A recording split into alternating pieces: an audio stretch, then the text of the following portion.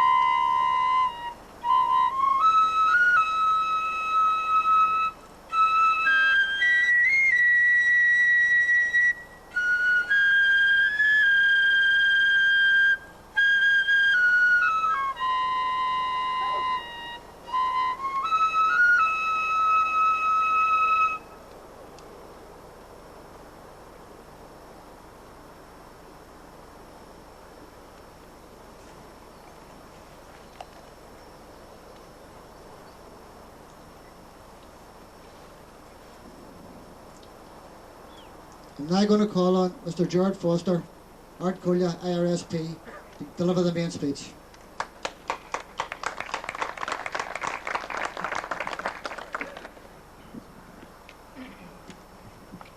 Their sectarianism, their next step will be to demand their just share of the wealth in which they create. These are the real reasons why one section of the community are led to believe that it is in their interest to discriminate against another section. Never are they told that the standard of living which they enjoy at the expense of their victimised neighbours is theirs by right. Rather, they are tricked into believing that these natural rights are a reward for their support of the regime. These tactics serve to ensure that a large section of the population of the North remain loyal to the regime, and at the same time do not insist on having a bigger share of them in the North, and have built a base in the South that seems oppressive. But in so doing, they may well have forgotten the lessons of history.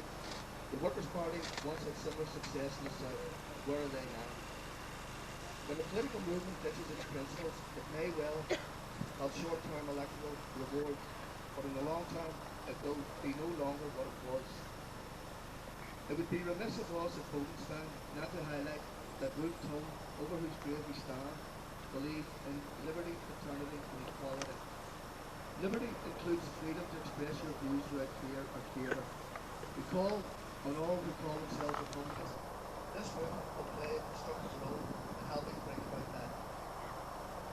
But what is unique about our analysis of the political situation is that we assert that the Republic will not emerge from capitalism unless the working class, as a class, take the leading role in the national struggle fighting for social freedom.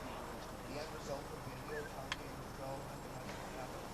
The forging of links between different sections of working class is critical to the successful struggle for social freedom.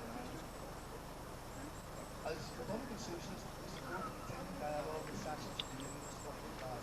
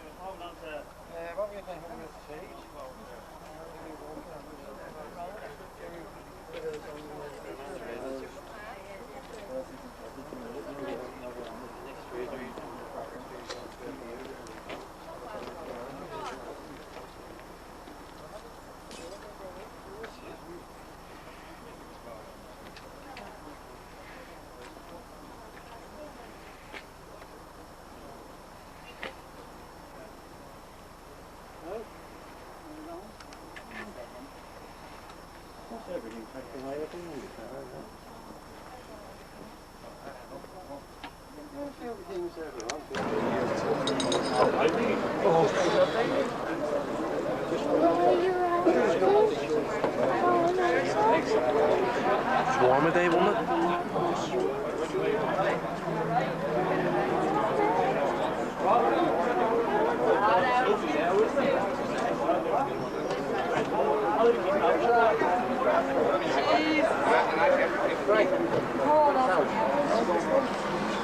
It's rotating every day, mate. Look at them and they You won't be after second time, that's what you ain't. Huh?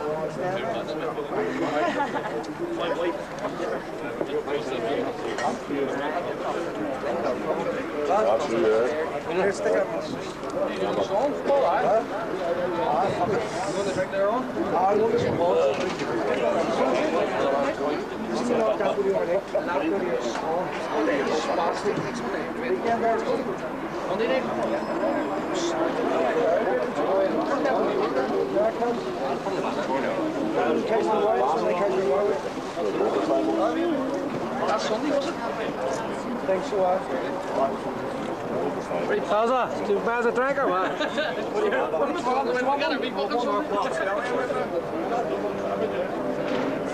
Here, you should have brought your whole bag over.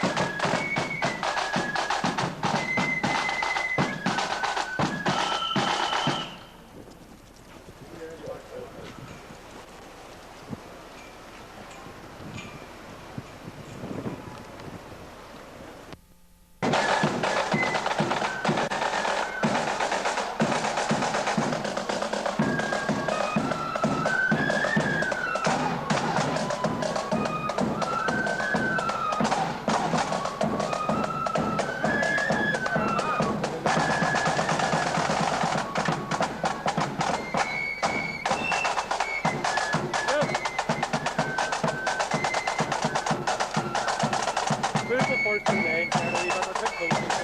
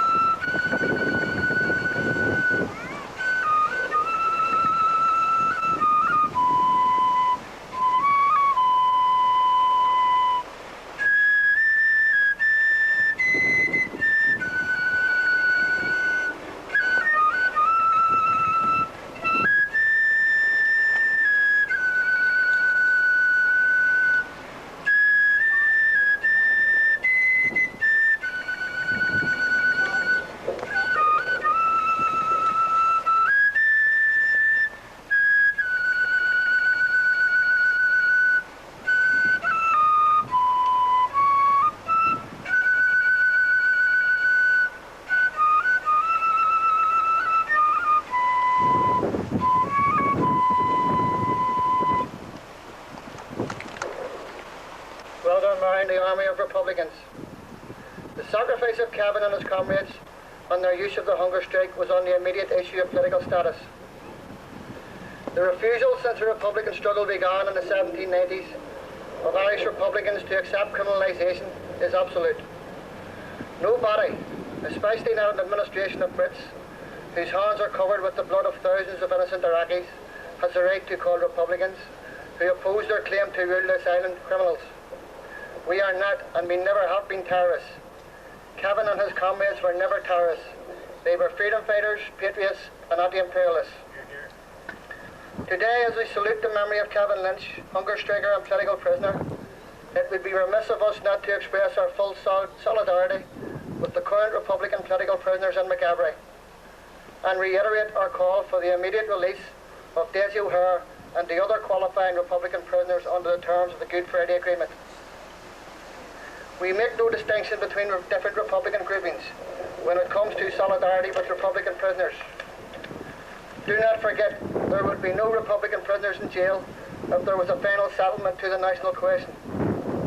And so long as the national question is unsettled, then so will there be Republicans who will wage a struggle to establish a republic on the island for all the people of the island. It has been a learning experience for many of us as we watch how the Brits were able to transfer that same national question down to the level of divided communities. We have had recently various spokespersons for the great and the good reduce the problems here in the north to the levels of flags and parade disputes. This is now called a community problem.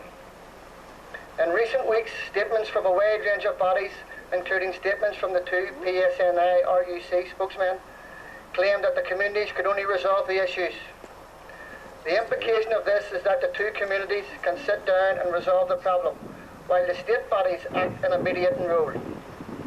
Let me run that by you again. The state bodies acting in a mediating role. I say it now, the paratroopers in Ardoyne on July the 12th, 2004 were mediating, just like they did on Bloody Sunday in 1972. And yes, the Parades Commission made two rulings that the mediating RUC PSNI overruled in order to allow loyalists to trample the crappies back into the ground in Ardoyne and Lurgan. And did you not realise that the British state is neutral between the two communities and only want to help us get together and be nice neighbours? Really? Those Catholics and refugees who are being petrol bombed and pipe bombed from their homes by decent loyalists will really have to be nicer to their neighbours and do nothing to offend them, like being different. Blame is allocated equally by the great and the good. We are all to blame, and those who claim jurisdiction over us really have our best interests at heart. But we know different. The reality is that sectarian elements in unionism want to lord it over nationalists. It is a case of crappie lie down. They are aided and abetted in this by a range of state bodies, including the NIO, the police force, the prison service, and the intelligence agencies. Many employees of state bodies emphasis in sectarian attitudes and actions. The theft of security documents by RAI soldiers from Castlereagh and the subsequent handing over to them to the UDA shows a continuing close contact between armed loyalism and British military. 6 years after the Good Friday Agreement, in terms of troop levels and collaboration, nothing has really changed. The Independent Monitoring Commission has highlighted the ongoing high number of British soldiers stationed in the north. In a report on British demilitarisation, the Commission said troop levels in the north were at just under 15,000. This is larger than the number of British troops in Iraq. The number was supposed to be reduced to 5,000 as part of Britain's commitments under the Good Friday Agreement. 6 years on, and the so-called historic Good Friday Agreement, we do not have justice, democracy, or freedom. We have a biased police force, a bigoted prison service, and an arrogant bevy of British overlords making decisions for us. No democratic assembly, and naked sectarian hatred giving free range every July. Unionism simply does not recognise the right of people in the north to be either Republicans or nationalists. Like the Bourbon kings of France, they have learned nothing. July 2004 confirms that the state of Northern Ireland is, in essence, still a cold house for nationalists. It is very important for us as Republicans not to fall into the trap posed by the misuse of language. We all have seen how the spin doctrine of the Blair government in Britain has turned language around so that truth becomes lies and lies become truth. The armed occupation of a foreign country becomes its liberation. We reject the notion that there are two separate divided communities. There are not two communities. Instead, we have a divided working class who clash in depraved areas. And while elements of that self-same working class clash, particularly in July, those who benefit from the sectarian clashes jet off to sunnier climates, tut-tutting about the fighting going on amongst the lower classes. Was it for this that men and women sacrificed the best years of their lives in struggle, in prison, in exile, and for many, in death? Was it for this that the hunger strikers died? Surely it is legitimate to ask hard questions. It is not time to call a halt to the endless round of talks about talks. Don't misunderstand what we are saying. We Republican Socialists are in favour of dialogue. We emphatically state that armed struggle is not the way forward. To go down that road at this time is to go down the road to nowhere. It is not an option. Armed struggle today is emphatically not the road that leads to the Republic. Yes, dialogue is possible, but there can be no more pussyfooting around. If there are those who refuse to talk to any section of republicanism and nationalism, then it should be clearly understood that Republicans can and will withhold their consent to the running of the six-county state. And we believe it should be clearly understood that from the Republican perspective, any arrangement that is internal is temporary, transient and transparent. Surely it is time for the Good Friday Agreement has not worked, does not work, and is unlikely to work in the future. Northern Ireland as a political entity does not work. There is no permanent solution possible that envisages the continued existence of the sectarian six-county state. Our whole history of struggle, our experiences of fighting the Brits, of living under the thumb of reactionary unionism, of enduring prisons, hunger strikes, brutality, and sectarian hatred, has steeled into our souls the unbreakable belief that the only solution to our problems is the establishing of a republic that the workers, that is the vast majority of the people of Ireland, Catholic, Protestant and dissenter and refugee, can control. At the end of the day, the only class Republicans can rely on is not that class that sucks you in and then sells you out, but the Irish working class, the incorruptible inheritors of the fight for freedom. In perpetuating and honouring the name of Kevin Lynch, hunger striker, soldier, socialist, we reaffirm our commitment to the Republic of James Connolly.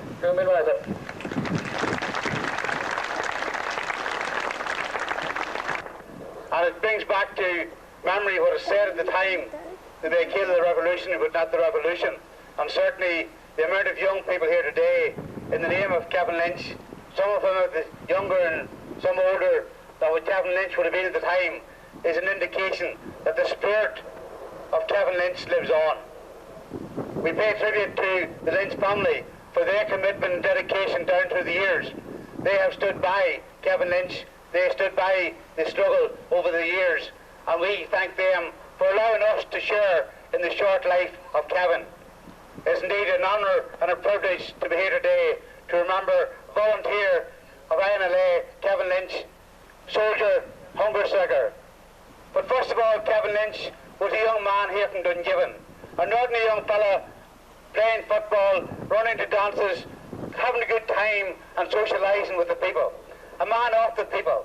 And I think it is very fitting today in the present line of Gaelic football and culture that Kevin Lynch very much portrayed and highlighted in his youth.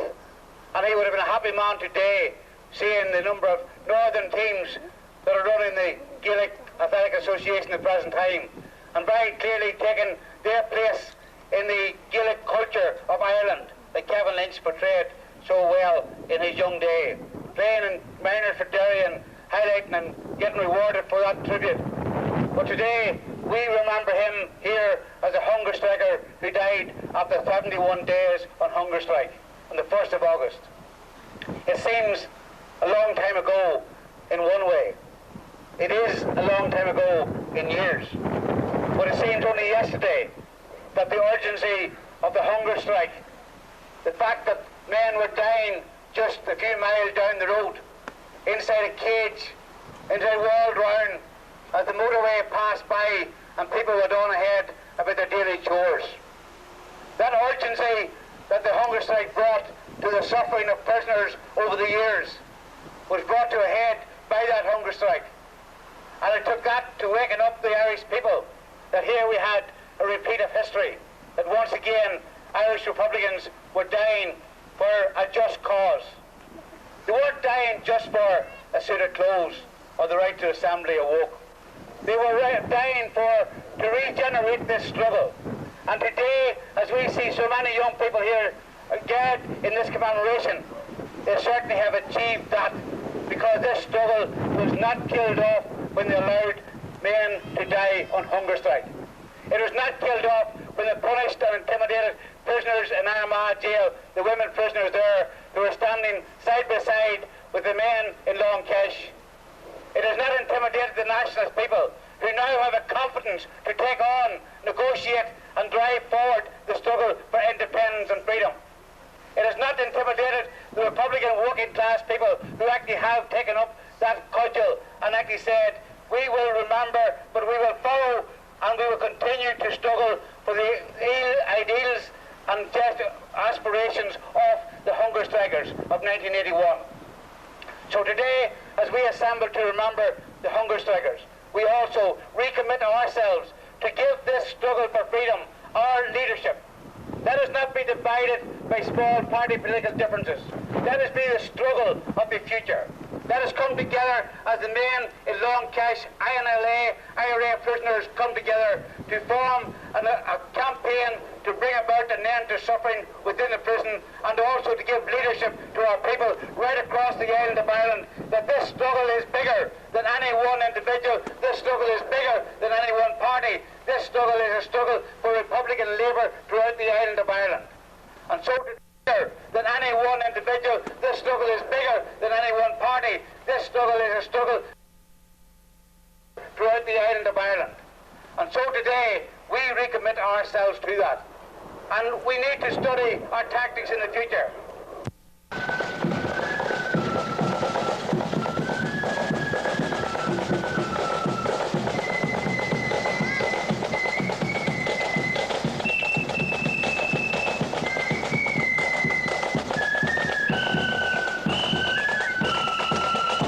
What?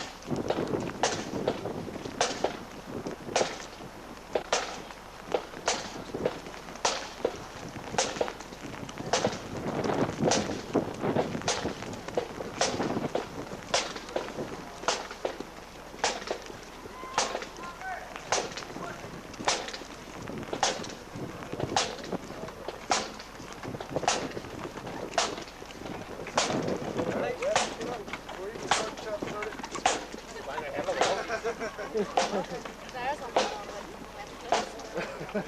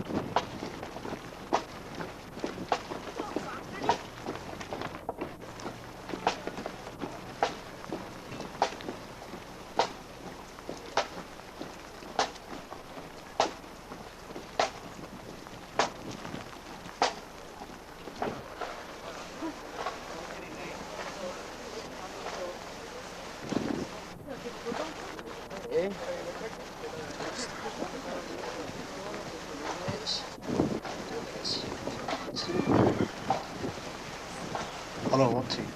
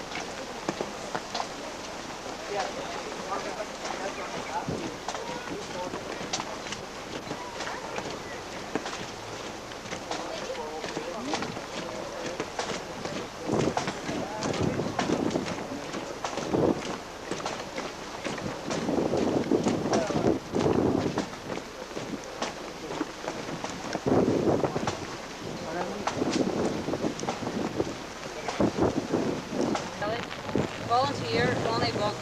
Volunteer Noel Little. Volunteer Jim Power. Volunteer Matt McKernan. Volunteer Patsy O'Hara. Volunteer Kevin Lynch. Volunteer Michael Devine. Volunteer Roddy Carroll. Volunteer Seamus Grew. Volunteer Neil McMonagle. Volunteer Brenton Compray. Volunteer Ger Mallon. Volunteer Joe Craven. Volunteer Paul McCann. Comrade Michael Montgomery. Volunteer John O'Reilly. Volunteer Thomas Power. Comrade Mary McGlinchey. Volunteer Mickey Kearney. Volunteer Kevin Barry Duffy. Volunteer Manuel Gargan. Volunteer James McCullum. Volunteer Alex Patterson. Comrade Dominic McGlinchey. Comrade Hesse Phelan. Volunteer Gino Gallagher. Comrade Dermot McShee. Volunteer John Morris. Comrade Anthony Dornan. Volunteer Patrick Campbell.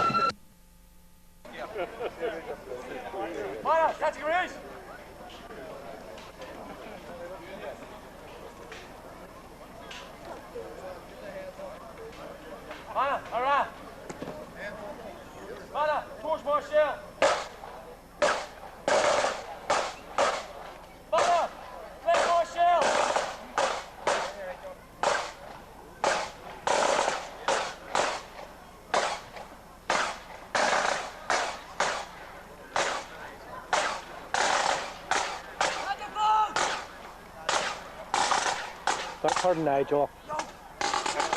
There you go. There you go.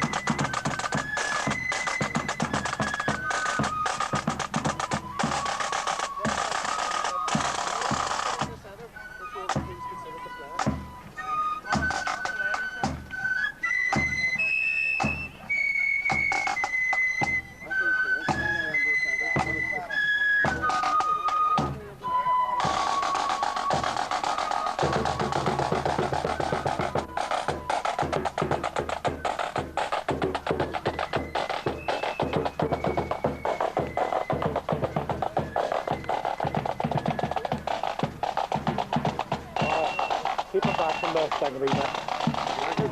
Keep them back from the flares a wee bit. That's not too bad, Alec.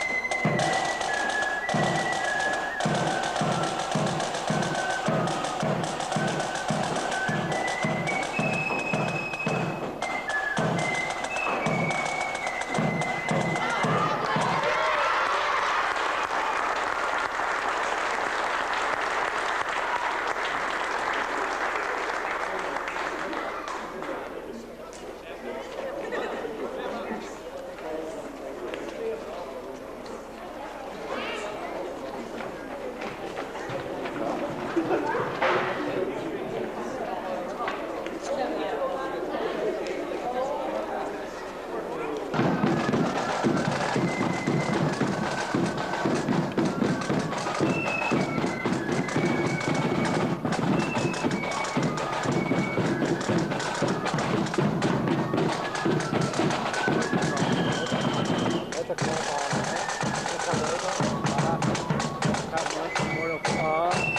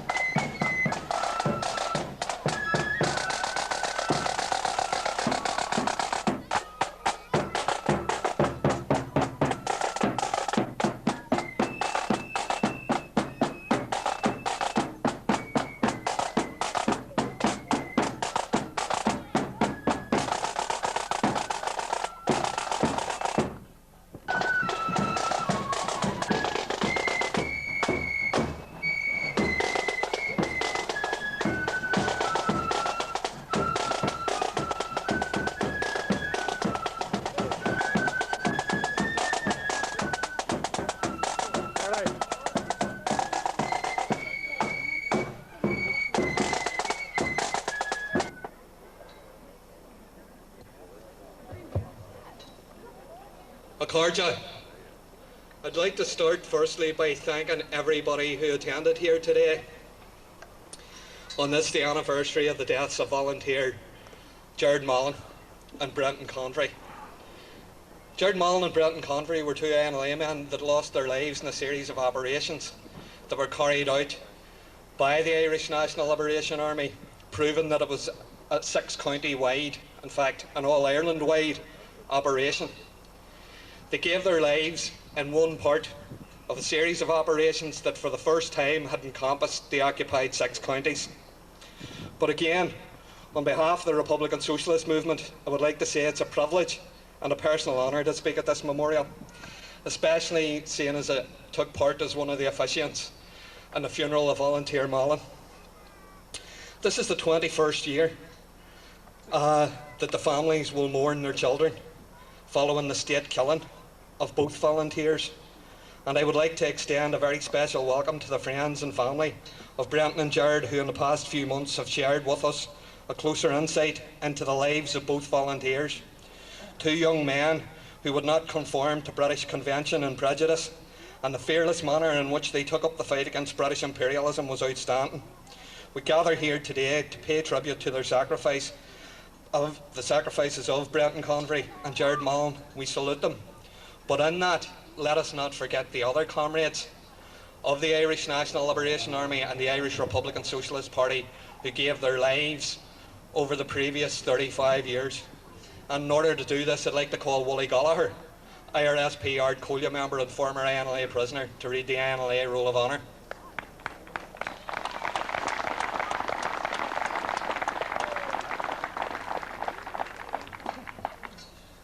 Roll of Honour, Irish National Liberation Army. Volunteer Hugh Ferguson, Volunteer Danny Lochran, Volunteer Brendan McNamee, Volunteer Ronnie Trainer, Volunteer Seamus Costello, Volunteer Colin McDonough, Volunteer Tommy Trainer, Volunteer Tony McLennan, Volunteer Miriam Daly, Comrade Rose Campbell, Volunteer Ronnie Bunting, Volunteer Noel Little, Volunteer Jim Power, Volunteer Matt McLarnon, Volunteer Patsy O'Hara, Comrade Hugh O'Neill, Volunteer Kevin Lynch, Volunteer Michael Devine, Volunteer Roddy Carroll, Volunteer Seamus Grew, Volunteer Neil McMonigal, Volunteer Brendan Convery, Volunteer Jared Mallon, Volunteer Joe Craven, Volunteer Paul McCann, Comrade Michael Montgomery, Comrade Pierce Moore, Volunteer John O'Reilly, Volunteer Thomas Power, Comrade Mary McGlinchey, Volunteer Mickey Kearney, Volunteer Kevin Barry Duffy, Volunteer Emmanuel Gargan, POW Colin McGuire, Volunteer James McPhillamy, Volunteer Alex Patterson, Comrade Dominic McGlinchey, Comrade Hesse Phelan, Volunteer Gino Gallagher, Comrade Dermot Tonto McShane, Volunteer John Morris, Volunteer Patrick Campbell, Comrade Anthony Doran, Volunteer Colin Murray, and Comrade Billy Lynch. Thank you.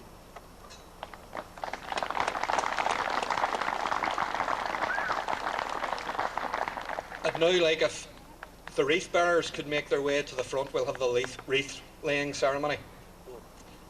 Could we have the Convery and Mallon family wreaths first, please?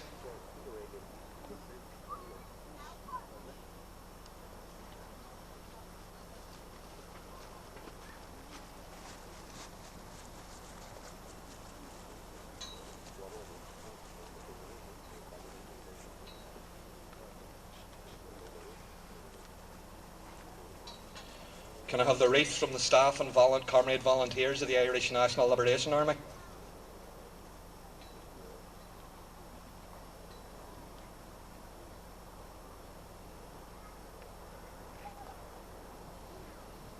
The Irish National Liberation Army, County Derry.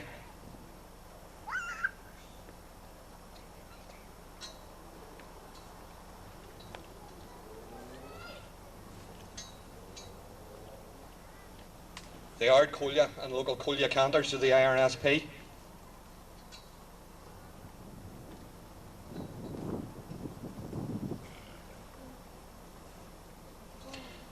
Kevin Lynch, IRSP Dungiven coming.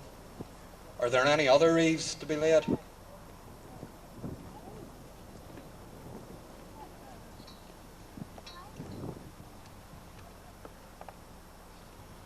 Even though this has been a very silent and solemn commemoration, I would now like to call for a minute's silence to remember all the volunteers and all the comrades who have lost their lives since the inception of the Irish National Liberation Army.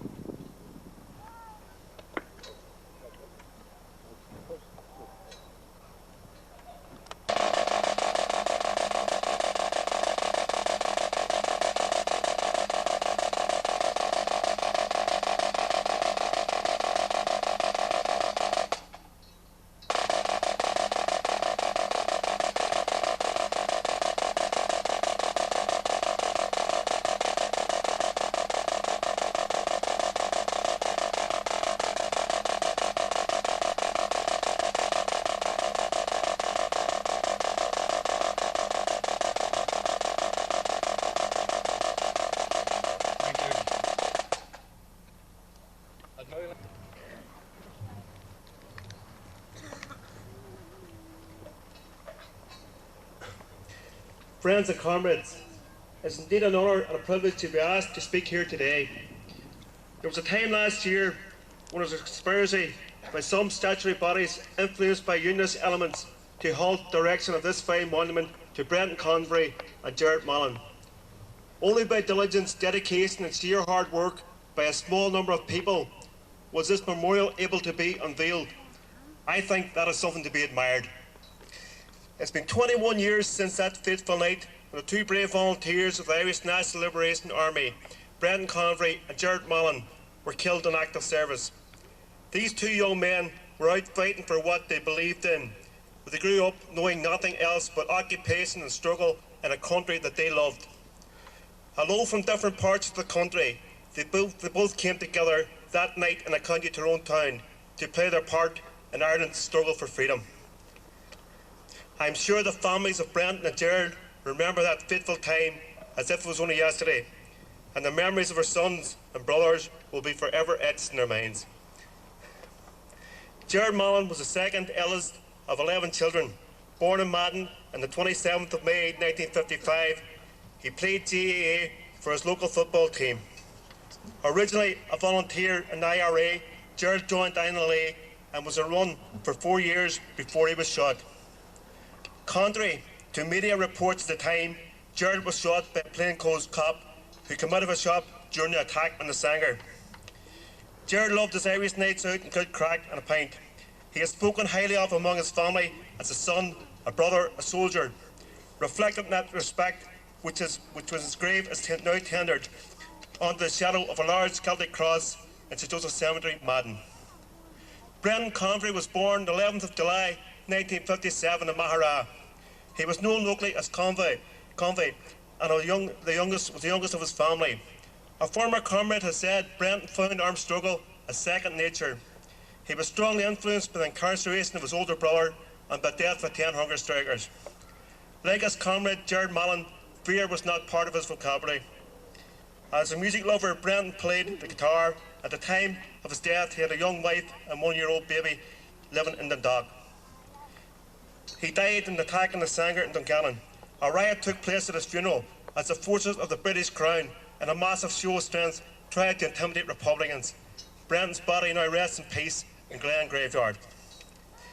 They say we're living in different times, and it's time to put the past behind us. It's time to move on, move the process forward. Friends and comrades, I do not know what that means. Yes, we do live in a different time. It is now the 21st, not the 20th century, when many Republicans of all persuasions took up a gun against a cruel and repressive regime. The monstrous crime of partition that was forced on all Irish people in the 20th century and that led to numerous programmes, burnings and shootings, and murders still exists. Right-wing sections of unionism can't abide having tags about the place. The British have an overall strategy of overall sovereignty over the 6 counties. We have an allegedly reformed police force, yet it has failed not only to deal with racist attacks, but has also singularly failed to do adequately with anti-Celtic attacks. This reflects the institutionalised racism and anti-Celtic culture of the RUC-PSNI. The IRSP maintain that sectarianism is inherent in every essence of the 6-county state, and is permitted through the body politic, so much so that even reasonable, rational people accept it and see it nothing wrong with it. The British government, the Irish government, and all the main political parties here negotiated or accepted on the basis which the Good Friday Agreement was based. That is, there was two distinct communities here in the north of Ireland. Let us be clear and unambiguous. The IRSP reject the concept in its entirety. It leads to communities determining who lives in their area. It almost justifies the exclusion of those who are different. It forces people to define themselves by religious faith. It allows for segregation, apartheid, and ensures that ordinary working class folk will never have the opportunity to reach out in class unity with one another. We need one Ireland with many cultures, not two Irelands with one culture.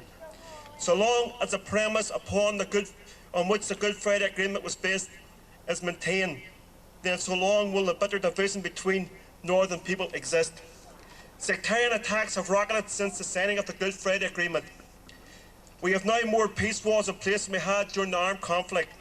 The peace walls have gone up because unscrupulous and sectarian politicians have whooped up sectarian fears about the advantages that the other community has got, thus provoking sectarian clashes between two poor working class communities.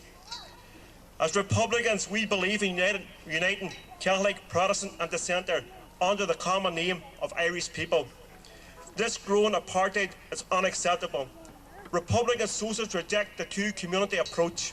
There is one community and a divided working class, and the only solution that is any hope of solving the question of sectarianism and the national question is the building of a socialist republic. This is what Republicans fought for in the 70s, 80s and 90s. Did men and women sacrifice the best years of their lives and struggle in prison and exile, many for death for many for something else?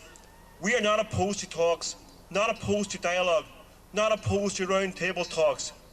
Yes, dialogue is possible, but there can be no more messing around. If there are those who refuse to talk to any section of republicanism or nationalism, then it should be clearly understood that Republicans can and will withhold their consent to the running of a six-county state. We never wanted a six-county state. We never asked for it. We don't want a six-county state, and we never will want a six-county state.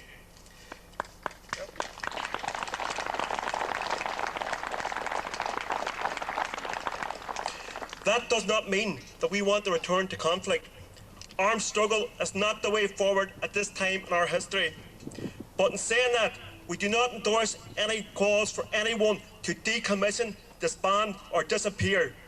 This is to admit that the years of struggle were wrong, that the sacrifices were in vain, that the goal was in reality a reformed six-county state.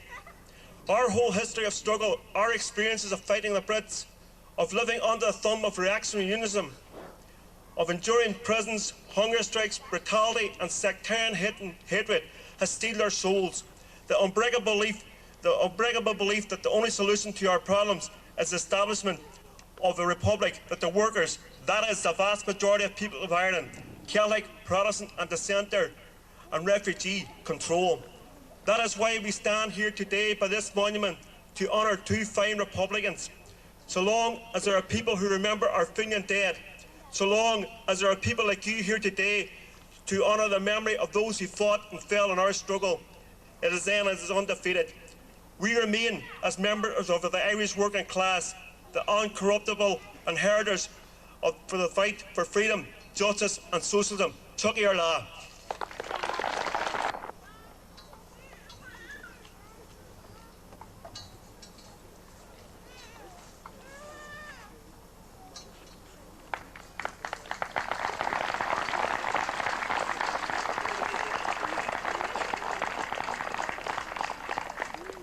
And just before the national anthem, I'd like everybody again to remember why we're here, particularly in the light of the comrade speech.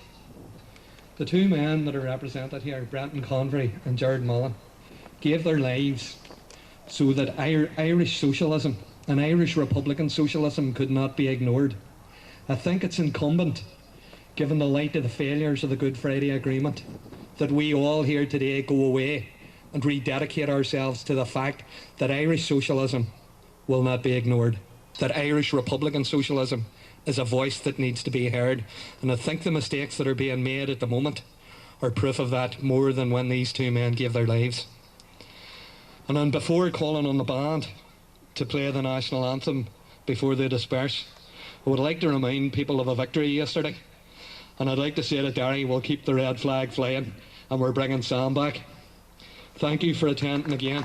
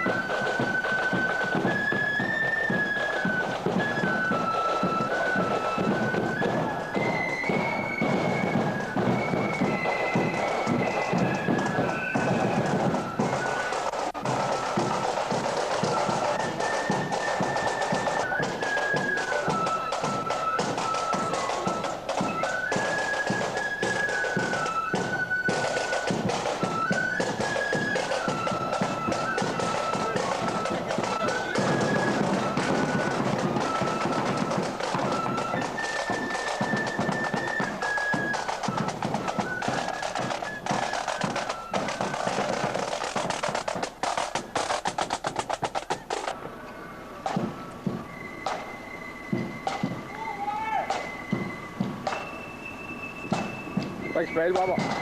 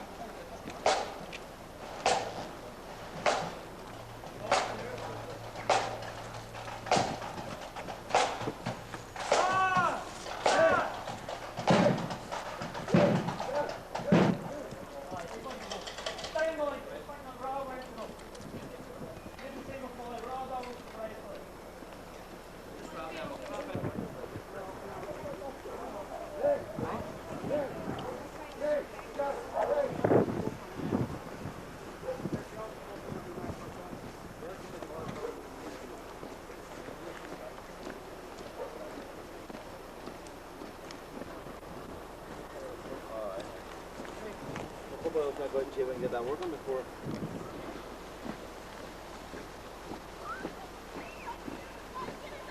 Hey! Hey! Hey! Go! Hey! Hey! Hey!